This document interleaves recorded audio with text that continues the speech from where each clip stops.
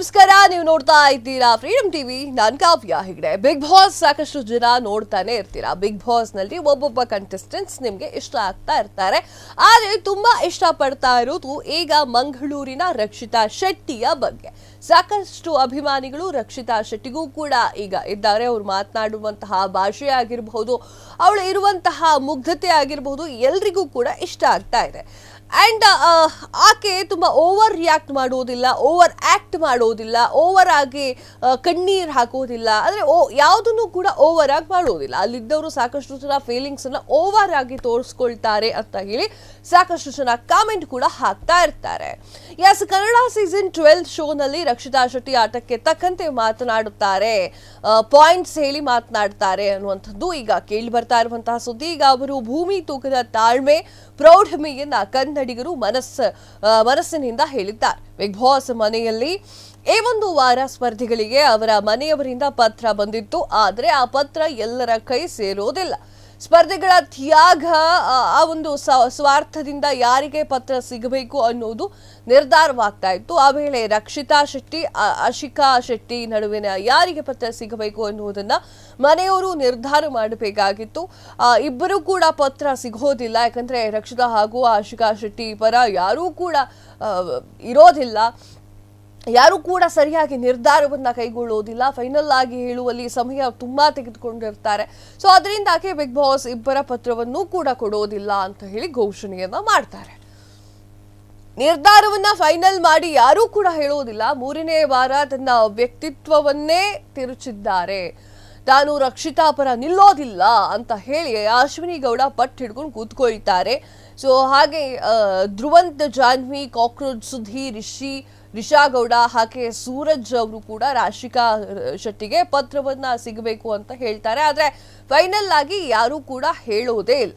ರಾಶಿಕಾ ಶೆಟ್ಟಿ ಹೇಳಿದ್ದೇನು ಅಂದ್ರೆ, ಪತ್ರ ಸಿಕ್ಕಿಲ್ಲ ಎಂದಾಗ ರಾಶಿಕಾ ಶೆಟ್ಟಿ ಅವರು ಭೂಮಿ ಹಾಗೂ ಆಕಾಶ ಒಂದು ಮಾಡುವ ರೀತಿಯಲ್ಲಿ ಅಳ್ತಾರೆ. ನಂದು ಅಂತ ಬಂದಾಗ ನನಗೆ ಯಾವಾಗಲೂ ಕೂಡ ಹೀಗೆ ಯಾಕೆ ಆಗುತ್ತೆ, ನನಗೆ ಯಾಕೆ ಹೀಗೆ ಮಾಡಿದ್ರಿ, ಪ್ರತಿ ಸಲ ನನಗೆ ಯಾಕೆ ಹೀಗೆ ಮಾಡ್ತೀರಾ ಅಂತ ಹೇಳಿ ಸಿಲ್ಲಿ ಕಾರಣಗಳನ್ನ ಕೊಡ್ತೀರಾ ಅಂತ ಹೇಳಿ ಅಳ್ತಾರೆ. ಅಂದು ಕ್ಯಾಪ್ಟನ್ಸಿ ಟಾಸ್ಕ್ ನಲ್ಲಿ ನಾನು ಹೋಗಬೇಕಂತ ಹೇಳಿತ್ತು. ಅಲ್ಲೂ ಕೂಡ ಸ್ವಾರ್ಥಿಗಳಾಗಿರ್ಬೇಕು. ಅವರು ನನಗೆ ಇಷ್ಟ, ಅವರ ಲೆಟರ್ ಸಿಗಬಾರ್ದು ಅಂತಾರೆ. ಅವರಿಗೆ ತಮ್ಮನ ಕಡೆಯಿಂದ ಕಾಲ್ ಬಂತು ಅಂದ್ರೆ ನಾನು ಕೂಡ ಏನು ಮಾಡಿದ್ದೀನಿ ಅಂತ ಹೇಳಿ ಹೇಳ್ಕೊಂಡು ಅಳೋಕ್ ಶುರು ಮಾಡ್ತಾರೆ. ಆಗ ಅಶ್ವಿನಿ ಗೌಡ, ರಿಷಿ ಗೌಡ ಅವರು ಅವರ ಗ್ರೂಪ್ ಮಾಡಿದ್ದಾರೆ. ಮುಂದಿನ ದಿನಗಳಲ್ಲಿ ಗ್ರೂಪ್ ಒಡೆಯುತ್ತೆ ಅಂತ ಹೇಳಿ ರಾಶಿಕಾಗೆ ಹೇಳಿ ಸಮಾಧಾನ ಕೂಡ ಮಾಡ್ತಾರೆ.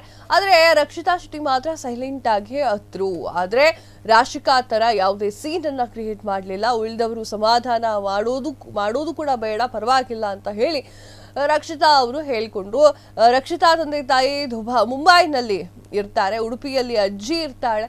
ಸೊ ಆ ಒಂದು ರಕ್ಷಿತಾಗೆ ಮನೆಯಿಂದ ಪದೇ ಬಟ್ಟೆ ಬರುವುದಿಲ್ಲ, ಏನೂ ಸಿಗೋದಿಲ್ಲ. ಹೀಗಾಗಿ ಅವರಿಗೆ ಪತ್ರ ಸಿಗಲಿ ಅಂತ ಹೇಳಿ ಹಲವರು ಬಯಸಿದ್ರು.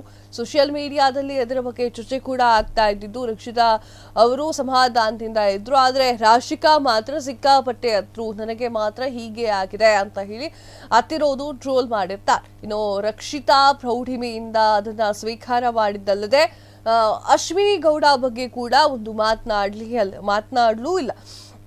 ಯಾಕೆ ಹೀಗೆ ಮಾಡಿದ್ರಿ ಅಶ್ವಿನಿ ಗೌಡ ಅವ್ರೆ ಅಂತ ಹೇಳಿ ಏನೂ ಕೂಡ ಕೇಳಿಲ್ಲ. ಆಕೆ ರಕ್ಷಿತಾ ಅವರ ಪ್ರೌಢಿಮೆಯ ಬಗ್ಗೆ ಸಿಕ್ಕಾಪಟ್ಟೆ ಮೆಚ್ಚುಗೆ ವ್ಯಕ್ತವಾಯಿತು. ತದಾದ ನಂತರ ಬಿಗ್ ಬಾಸ್ ಒಂದು ಪತ್ರವನ್ನ ಕೊಡ್ತಾರೆ. ರಾಶಿಕಾಗೂ ಕೊಡ್ತಾರೆ ಹಾಗೂ ರಕ್ಷಿತಾಗೂ ಕೊಡ್ತಾರೆ. ರಾಶಿಕಾ ಅಯ್ಯೋ ನನ್ನ ತಮ್ಮ ಬರ್ದಿತ್ತು ಅಂತ ಹತ್ಕೊಂಡು ಇಡೀ ಊರೆಲ್ಲ ತೋರಿಸ್ತಾರೆ. ಆದ್ರೆ ಈಕೆ ಹೇಗಿರ್ತಾಳೆ ಅಂತಂದ್ರೆ, ರಕ್ಷಿತಾ ಶೆಟ್ಟಿ ಜಸ್ಟ್ ಲೆಟರ್ ಓದಿ ನನ್ನ ಅಮ್ಮ ನನಗೆ ಸೋನು ಅಂತ ಪ್ರೀತಿಯಿಂದ ಕರೀತಾಳೆ ಅಂತ ಹೇಳಿ ಅವನು ಲೆಟರ್ನ ತೆಗೆದುಕೊಂಡು ಹೋಗಿ ಅವಳ ಬೆಡ್ ಪಕ್ಕದಲ್ಲಿರುವಂತಹ ಒಂದು ಬಾಕ್ಸಿಗೆ ಹಾಕ್ತಾಳೆ. ಅದೇ ಅಷ್ಟು ರೀತಿಯ ಸೌಜನ್ಯತೆಯನ್ನ ತೋರ್ತಾರೆ. ಅವನ ಕಾರಣಕ್ಕೆ ರಕ್ಷಿತಾ ಶೆಟ್ಟಿ ಸಾಕಷ್ಟು ಜನರ ಫೇವ್ರೇಟ್ ಆಗಿದ್ದಾರೆ ಅಂತಾನೆ ಹೇಳ್ಬೋದು. ಇದಾಗಿತ್ತು ಹೊತ್ತಿನ ವಿಶೇಷ ಮತ್ತು ಸುದ್ದಿಗಳಿಗಾಗಿ ನೋಡ್ತಾ ಇರಿ ಫ್ರೀಡಮ್ ಟಿವಿ, ಏನೋ ಜನಸಾಮಾನ್ಯರ ಶಕ್ತಿ. ಕ್ಷಣದ ಸುದ್ದಿಗಳಿಗಾಗಿ ಫ್ರೀಡಮ್ ಟಿವಿ ಸಬ್ಸ್ಕ್ರೈಬ್ ಮಾಡಿ, ಲೈಕ್ ಮಾಡಿ ಹಾಗೂ ಫಾಲೋ ಮಾಡಿ. ಹೊಸ ಸುದ್ದಿಗಳ ನೋಟಿಫಿಕೇಶನ್ಗಾಗಿ ಬೆಲ್ ಐಕಾನ್ ಮೇಲೆ ಕ್ಲಿಕ್ ಮಾಡಿ.